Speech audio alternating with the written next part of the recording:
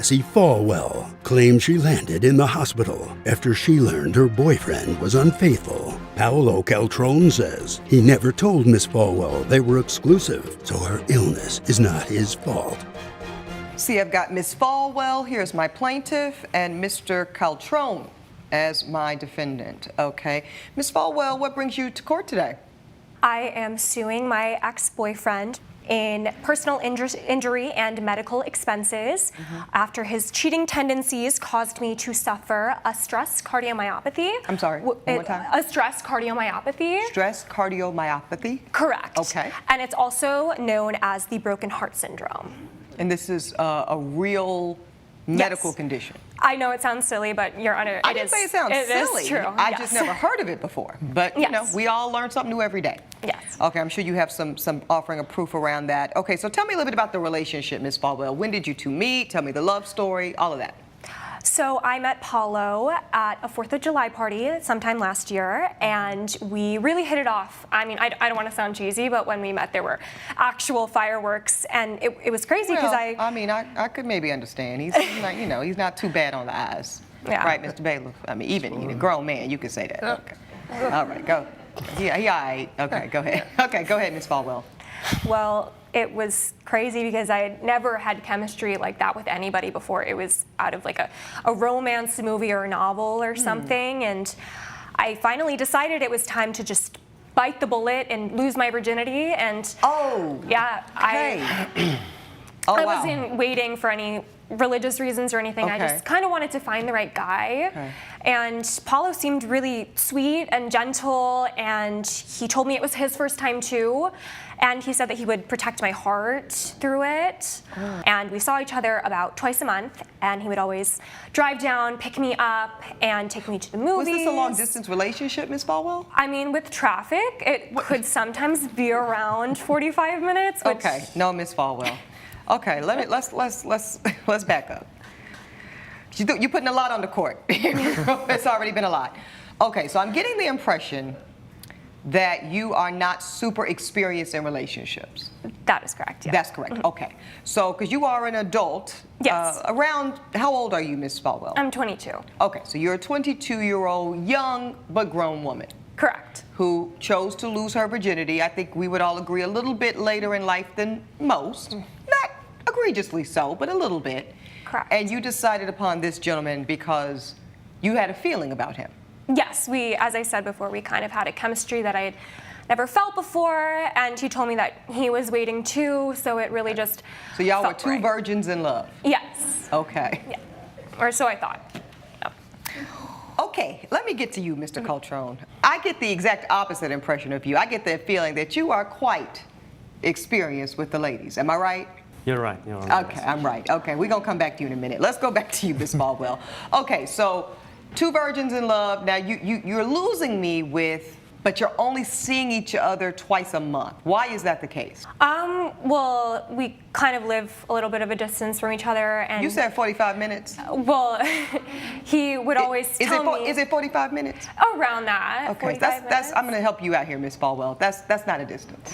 Yeah. That's reasonable. Well, on his case, he would always say that he was busy with work, and so... Your Honor, I have my own company, so... Okay, we're going to get to you, Mr. Caltrone. Now, I do want to hear your side, but let's go ahead, Ms. Falwell. So he said he's busy with work, Correct. Thus could see you every other week. Correct. And you were happy with that? I mean, I wasn't happy with it, but, you know, I didn't feel like I knew exactly what was going on with the relationship. But you accepted it for 8 months? Correct. Correct. Yes. Okay, great. And were you seeing other men during this time? No, I was not. Okay. And did y'all have a conversation at some point, Ms. Falwell, that you two were in an exclusive, committed relationship? This is very important. Yes, we technically did not have the conversation, but I assumed that he would have told me if he was seeing somebody. So here we are back at this lack of experience. Okay. Let's go to you, Mr. Caltrone. So tell me how you see this woman. Was she your girlfriend? Were you seeing other people? And I really need to know if you were a virgin. I was not. No. Okay. But did you represent yourself as such? I was, yes. Just give me 1 second, Mr. Caltrone. Okay, hold on. Are you hearing this, Mr.? Okay. Is it just me? It is not you. Only. Okay. Definitely. So you are being frank with the court in saying that you lied to this woman. You pretended to be a virgin. You were not a virgin. You are clearly a very nice-looking ladies' man, and caliente is all of that. Okay, got it. Now tell me why you lied to her. The fact that we never were in an exclusive relationship, I had other women that I saw How throughout many? the time. How many? We're talking about one or two. How many women, Mr. Cutler? Your Honor, is that relevant? You asked me if it's relevant in my courtroom. I only ask questions that are relevant to my judgment, Mr. Cutler. Understand. Coming up on Equal Justice. I saw that he had been texting things about me to his friends, like I was pretty but I was bad in bed, and I wasn't relationship material. Equal Justice is back with the case of Jessie Falwell, who blames her ex-boyfriend Paolo Caltrone for breaking her heart. So about how many? 3. 3? I don't think I believe you, Mr. Caltrone. That's okay. Miss Falwell, you have a witness here on your behalf, yes? I do. Okay, Miss West, is that your name? Yes. Okay, go ahead and stand up, Miss West. She's been sworn in? She has been sworn in, Your Honor. Okay, provide some insight, because this is looking real crazy, to be honest with you. I agree with you, Your Honor. It's Yes. absolutely crazy. My name is Diane, and Paul and I had been dating for almost 3 years. Oh, wow. And the key word to that is dating exclusively. So Yeah. you had the conversation? Yes, we had the conversation because he begged me to have the conversation. Oh, he begged you to be his lady, his yeah, girlfriend. and his one and only. Yeah. So Okay. three is interesting. So 3 years, and then what happened? So funny enough, we actually also met on a holiday. Looks like he has a weird little pattern. We met on New Year's Eve, and we definitely hit it off. I was into him, but at that time in my life, I wasn't really looking for a relationship. I was fine being single, getting to know lots of people. Sure. And he was the one who was like, I really like you. I want to be just dating you. We should be exclusive. Okay. Yeah. So starting like a month or so later, I was Wow. like, sure. Okay. And that's when it began. And we stayed dating exclusively up until I found out about this situation here with Jessie. Oh. So Oh, wait a minute. So y'all were together, and he meets this beauty in July. Correct, Your Honor. And how did you find out about her? No, So- this is for Miss West. Miss West, how did you find out about Miss Falwell? Well, actually, I found out about it from Jessie herself. Okay. One day, yeah, I got this DM from her on social media, and she was like, "Hey, I know this is kind of weird. Any chance you're with Paolo?" And I felt a little weird about it, because I was like, "Where is this going?" But I didn't see why I should lie. It had been years with him. So I told her the truth, and that's when she told me that he had been with her actually for about 9 months. at Wow. that point. Okay, so Miss Falwell, do you have any evidence to the court to back up really do. some very substantial claims? Okay, Yes. go ahead and Take present that to my, everything. give everything to my bailiff, here we go. ma'am, so I take the can folder review. and everything. I'll take your folder. Awesome. There we go. Thank you. Yeah, because this is ladies, this is a lot. Yes, I actually Paulo gave me his phone to change the music on it, and I actually went in. You heard my bailiff chuckle. Now that's a rookie mistake, Mr. Caltrone. Go ahead, though. For a man change of the your- music. Mr. Caltrone, for a man of your experience, I would expect better. Go ahead, ma'am. And this is when we were about to go on a trip together to a music festival, so I kind of wanted to, define the relationship, but I didn't want to ask him any questions before I knew how he felt about me. So when he handed me his phone, I opened the Messages app and I searched my name. And I came across some texts that were pretty unsavory. First, I saw that he had been texting things about me to his friends, like I was pretty but I was bad in bed, and I wasn't relationship material. And then not only that, I found countless nudes from other women, as well as a sext exchange between him and somebody I thought was just his friend, who is my witness, Diane, here, which you have in front of So you. you had heard of her, but you thought she was a friend. Correct. I thought that they were just platonic friends. Well, see, that's why Auntie E don't believe in that friend stuff when we together. But that's a whole nother story. Okay, so let's go to this particular text message. How's it going with new girls? So this must be between the defendant and one of his homeboys. Man, I like Jessie, but she's not really wifey material. Laugh out loud, what do you mean? She's got a pretty face, but she's not great in bed. Why are you spending so much time with her? That's a good question. We never see you anymore. I'm not just spending time with just her. I got other girls on the roster. Wow. Okay, let's see this other text message here. The witness here. This is from you, Diane. You say, baby, I miss you. What's good? I miss your body. Okay, so I guess she must have been good in bed. Okay. When can I see you again? You say, whenever. I'm out of town this weekend, but let's link next week. Uh-oh. Wine me, dine me, 69 me. Oh, you real fast. Okay. You're still the best I've ever had, even after all these years. Okay. Let's get to this medical receipt here. This is an invoice from the hospital. This says that you had emergency room expenses, you had blood tests, you had coronary algorithm, wow, EKG to the tune of $675, cardiac MRI, that was $1,200, and then you were in the hospital for many days. 4 days. So this right here, sis, we got to talk. Okay, what do you, that is an overwhelming amount of evidence against your reputation and your integrity, Mr. Caltrone. What do you have to tell this court about yourself? Your Honor, I have to point out again that me and her, we were not. Well, let's speak to Miss West, because you know they say everybody ain't lying. Okay, so Miss West is saying pretty much the same exact thing. So were you with her? I already. Miss Good in Bed, the best I ever had. I already apologized to Diane many times Okay, because so I made a mistake there. Coming up on Equal Justice. You were in love at the beginning Yes. when you were a virgin, and then you fell out of love after you tested the goods and they weren't up to your speed. Is that if that's what it is? Just tell the court.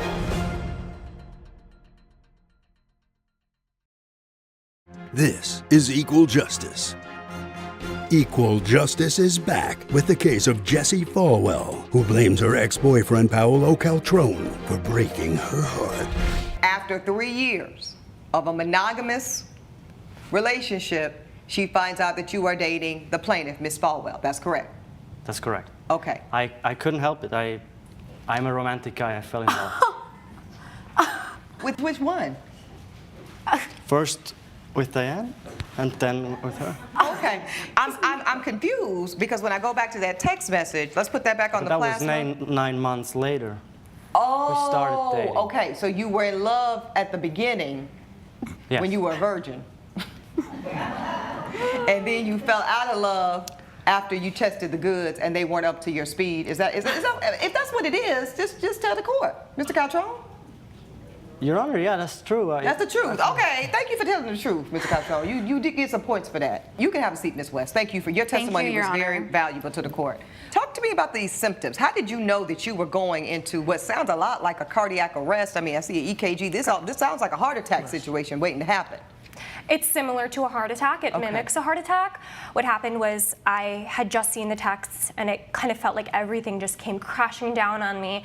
My heart started beating irregularly. I couldn't breathe, and Paulo noticed and asked if he should drive me to the doctor, and I said I was fine because I didn't really want to speak to him at the Because you were, moment. irate, yeah, sure. Didn't want to talk to him, and then everything just went black, and you that's all woke I up, what, in remember. the hospital? Woke up in the hospital. Doctors surrounding me, tests, Oh my goodness. everything. Is that how it went down, Mr. Caltrone? Your Honor, she went through my phone, she invaded my privacy, and then she had this Reaction. And then I had my father passed a few months ago from a I'm heart sorry attack. about that. So, Oh, from an actual heart attack. Okay. And Yeah. I saw the signs, and I was really thinking she had a heart attack. Coming up on Equal Justice. But I want you to look at that man. Now I know you're a relatively young woman and you are relatively inexperienced. But no, look at him some more. Because I want you to sear that image.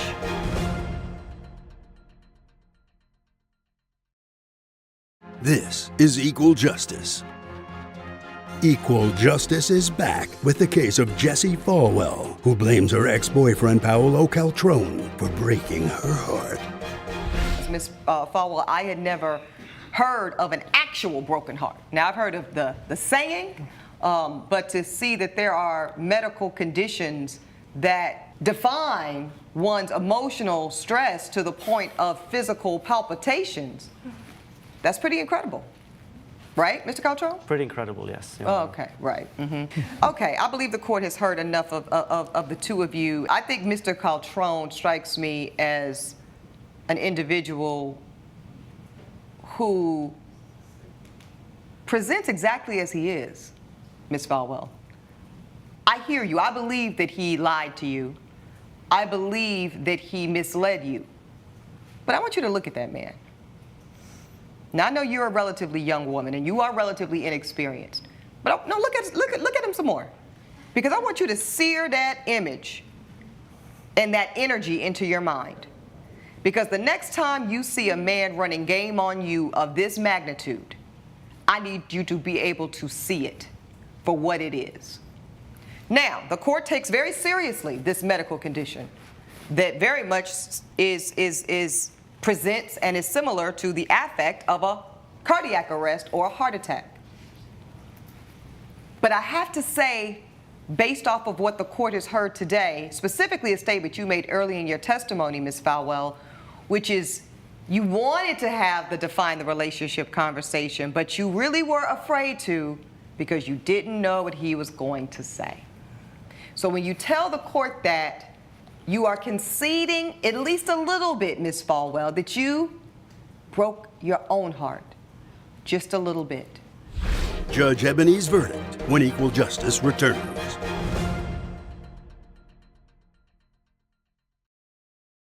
This is Equal Justice. So I am going to hold you liable, Mr. Caltrone, but not for the full amount. Because when adults sign up for adult relationships, we all have to share in the accountability of the consequences, Ms. Falwell.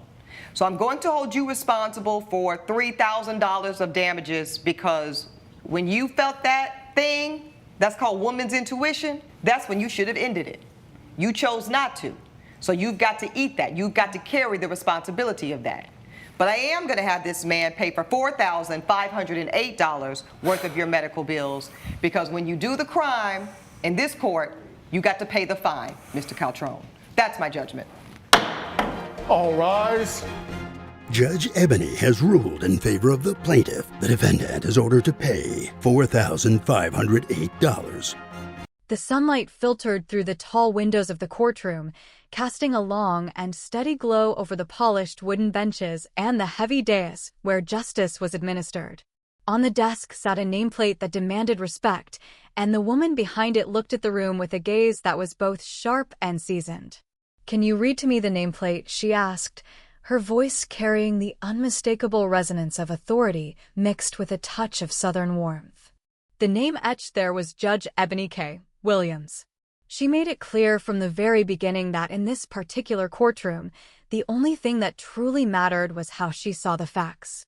She described herself as a woman from North Carolina by way of Louisiana, carrying with her some West Coast cool and a distinct New York edge. She looked toward the people gathered before her and asked if there was a problem, to which the woman standing at the plaintiff table replied that she had none. Equal justice, the judge explained, was all about the most important values of our country, such as freedom and integrity, and those were the exact things she was striving for in every case that crossed her desk. She reminded the woman that while she might run her own household, this courtroom was under the jurisdiction of the law. Judge Williams had decided to become an attorney and pursue the law because she wanted to be a voice for the voiceless, a protector of accountability. She looked at the diverse faces in the room, noting that people from all sectors of life, including black, white, purple, gay, straight, and queer, all deserved the same standard of justice.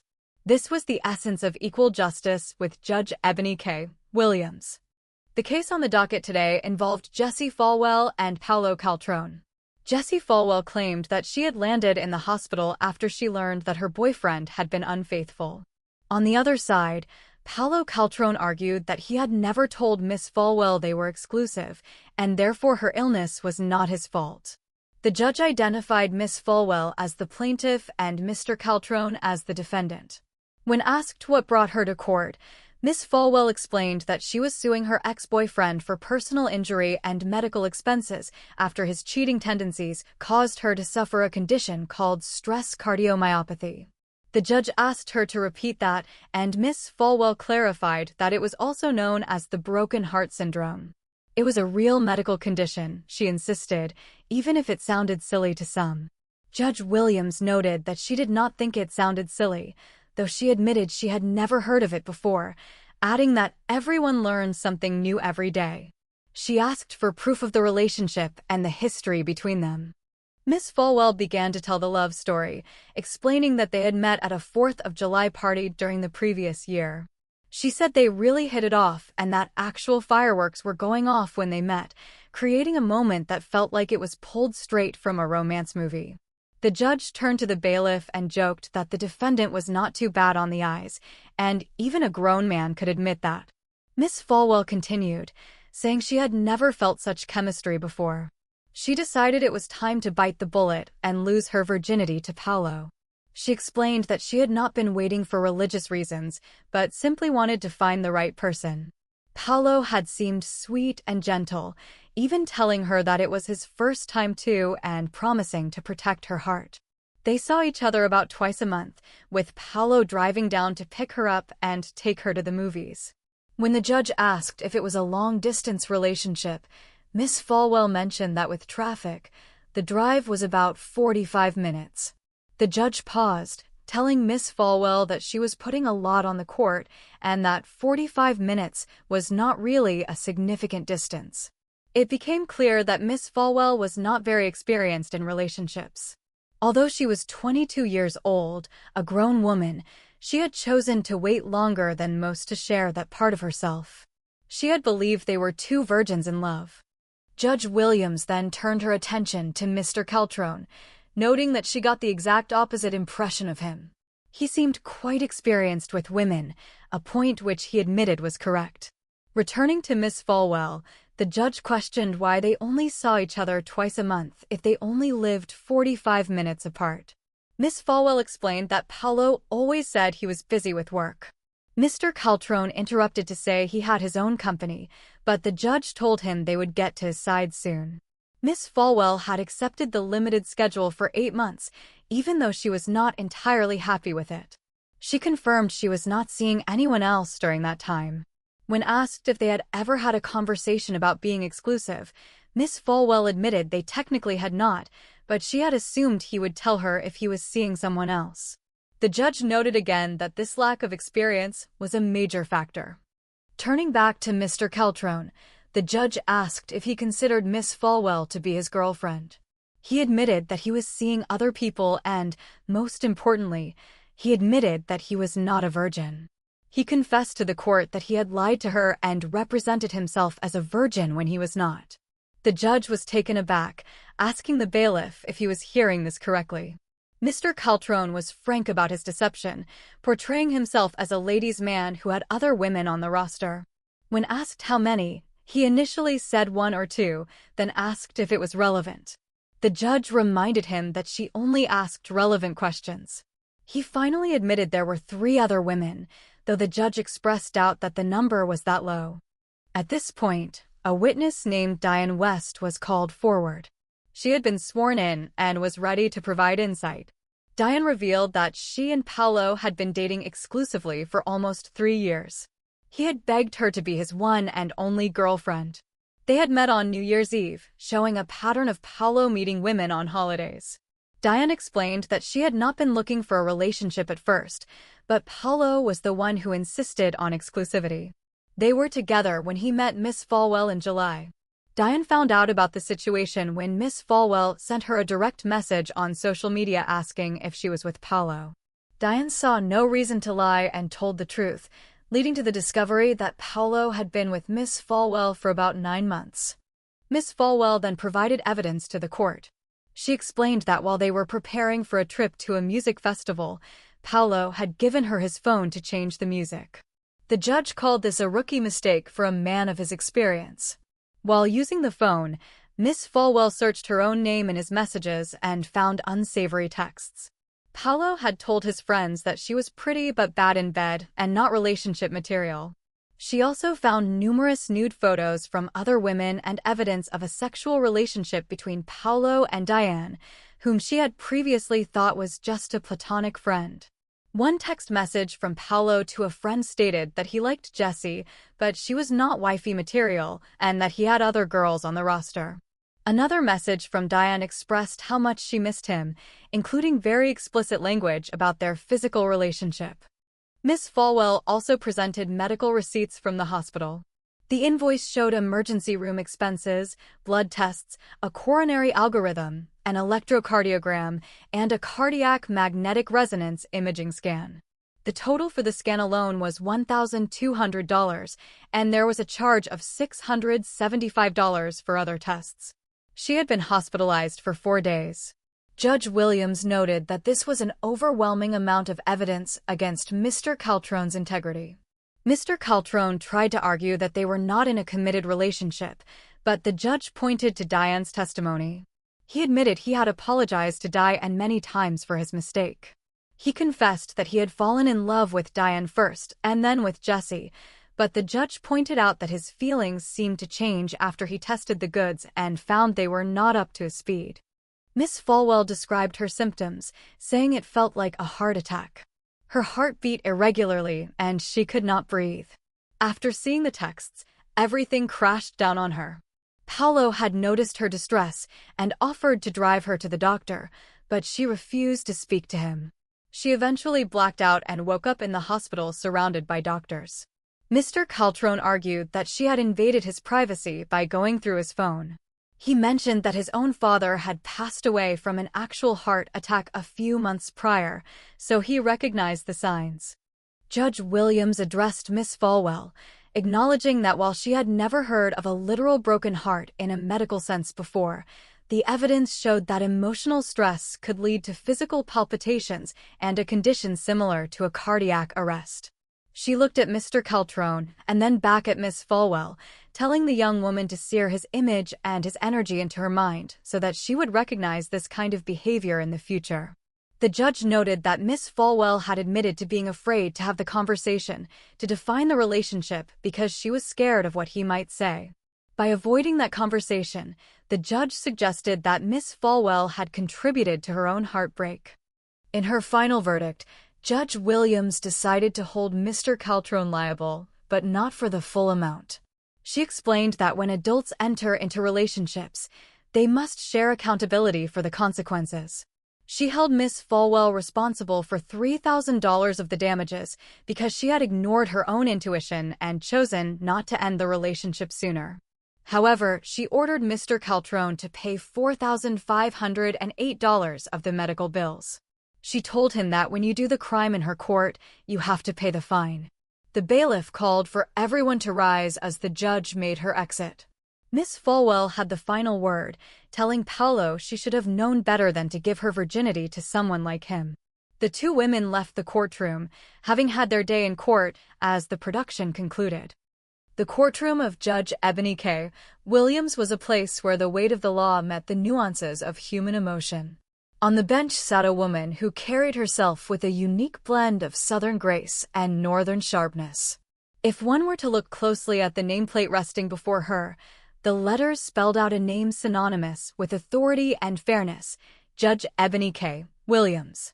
She often told those who entered her sanctuary that she was a product of a journey through the heart of the country, hailing from North Carolina by way of Louisiana, seasoned with a touch of West Coast cool and finished with a New York edge. In this particular courtroom, the only thing that truly mattered was her perspective and how she saw the truth behind the stories presented to her. She believed that equal justice was rooted in the most vital values of the nation, specifically freedom and integrity. These were the pillars she strove to uphold every single day. On this afternoon, the atmosphere was thick with the scent of old paper and the quiet hum of anticipation. Judge Williams looked down at the individuals standing before her. She noticed a tension in the air and addressed a woman in the room, asking if there was a problem. The woman replied respectfully that she had no problem at all. The judge took a moment to remind everyone present that while a person might run their own household, every individual deserved the right to run their own life with dignity. Judge Williams had dedicated her life to becoming an attorney and pursuing the law because she possessed a burning desire to be a voice for those who felt they had none. She knew that some cases were complex and that a court could not always hold a person accountable in the way one might expect, but she was committed to serving people from all sectors of life. Whether they were black, white, purple, gay, straight, or queer, equal justice was the goal, and that was exactly what her court represented. The case on the docket today involved two young people whose lives had become entangled in a web of expectations and disappointment. Jessie Falwell, a young woman of 22 years, stood as the plaintiff.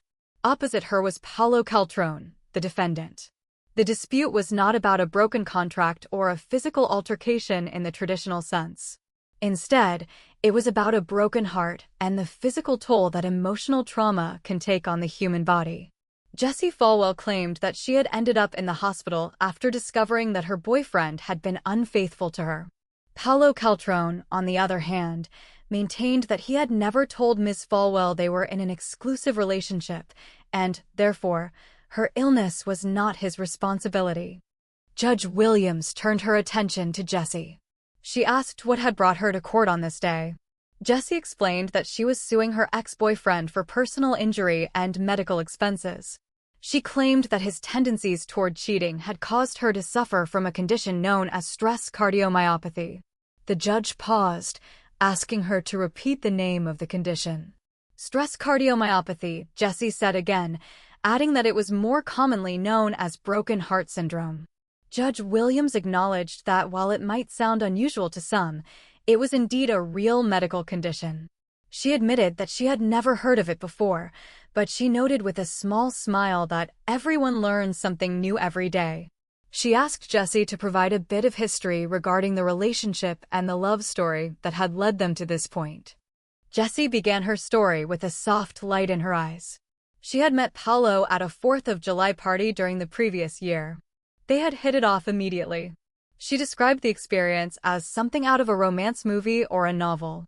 She told the court that when they met, there were actual fireworks in the sky, and the chemistry was unlike anything she had ever felt before. She decided that Paulo was the right person for her, and she made the significant decision to lose her virginity to him. She clarified that she had not been waiting for religious reasons, but simply because she wanted to find the right person. Paulo had seemed sweet and gentle. He had even told her that it was his first time as well, promising that he would protect her heart through the process. They saw each other about twice a month. Paulo would drive down, pick her up, and take her to the movies.